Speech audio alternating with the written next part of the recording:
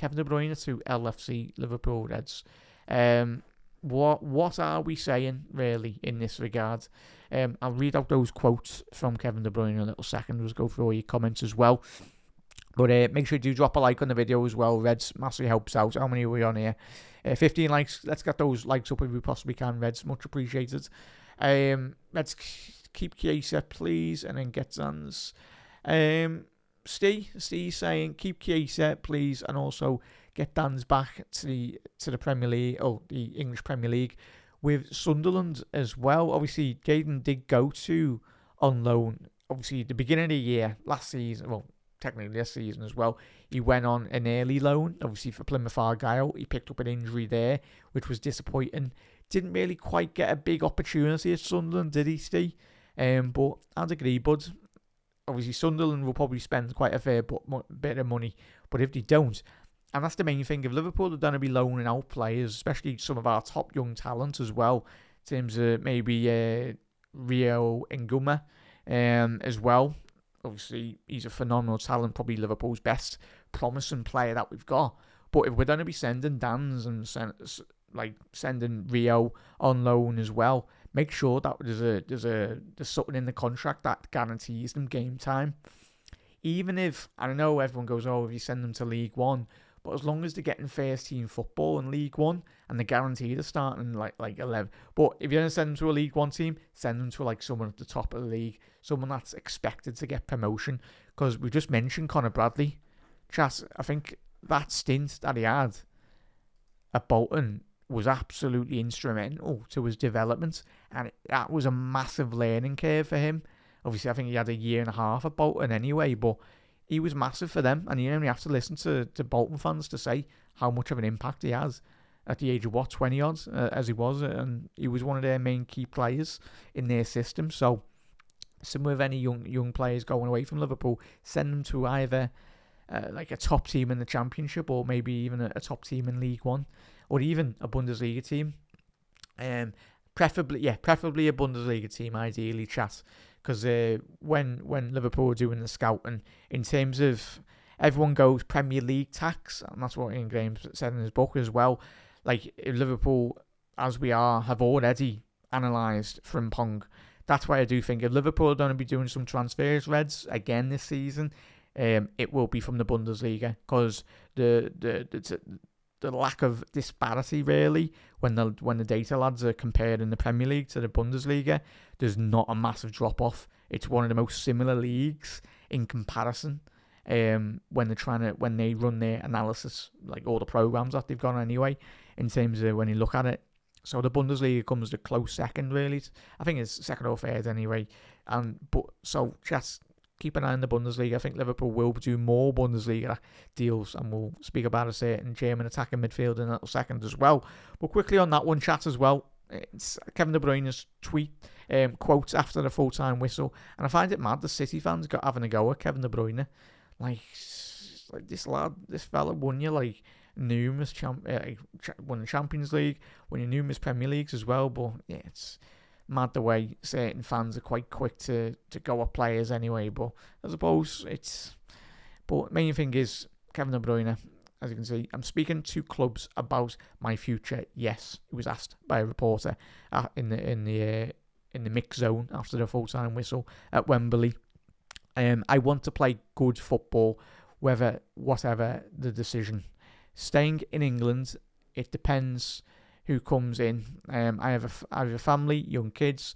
I have to take care of the decisions that suit everybody. The decision is complex now, and I think in the other quotes as well, if you remember, he was asked in an interview, the reporter followed up that question with, is that in the Premier League? And he smiled, Kevin De Bruyne, and went, maybe.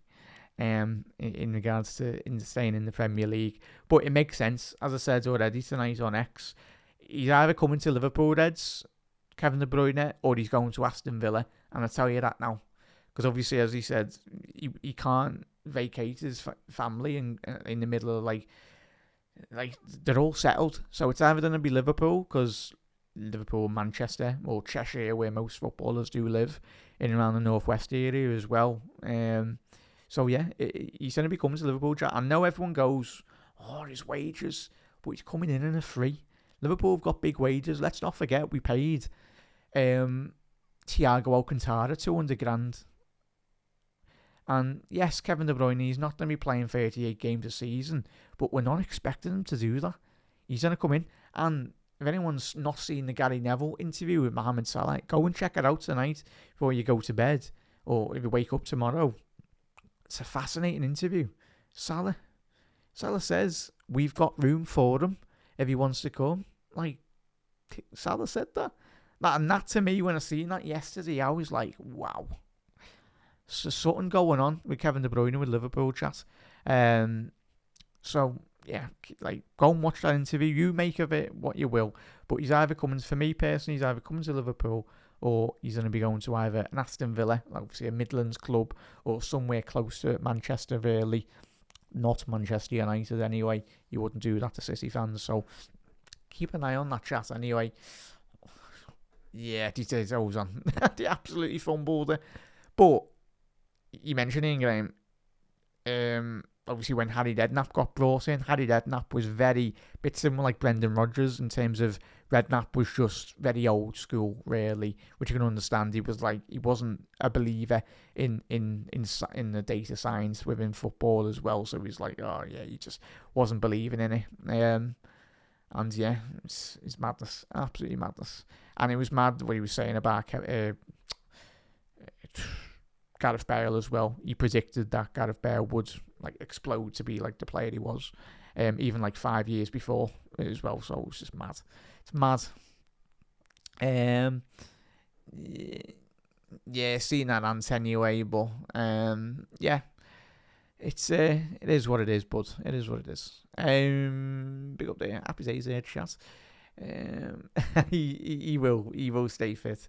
I think it was Arne Slot quoted, I don't know if you've seen the comments this afternoon, but in his press conference, I think he said something about Chiesa, or it might have been in terms of, he'd given an interview over the last week or so about Chiesa, and he said he wants to see Chiesa have a full pre-season at Liverpool, and the way he was speaking about Chiesa, Slot, I think Chiesa will be staying around. I honestly think Chiesa will be staying around.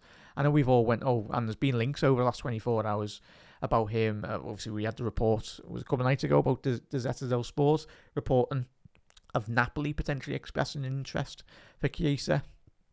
But there's no way we lose Chiesa, Nunes and Diaz, and even possibly Jota in one window.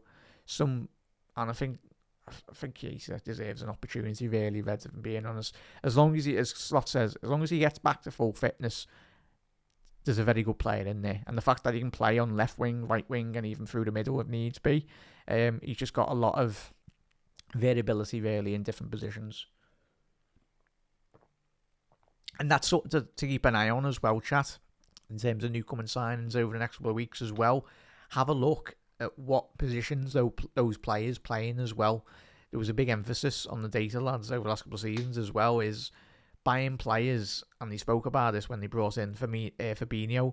They analysed him and said, oh, he can play right back, not just central defensive midfielder as well. So Liverpool, if they're in the market, we're not just shopping just for one position. If that player can be a lot more versatile, obviously you spoke about Milner, his versatility. That was a massive facet in terms of why Liverpool went in for him, because he could play a variety of positions. Even Adam Lallana, if you go all the way back there as well, obviously good attacking midfielder. But obviously you could play a couple of positions, just playing the 8 and the 10 really. So yeah, if you're going all the way back then.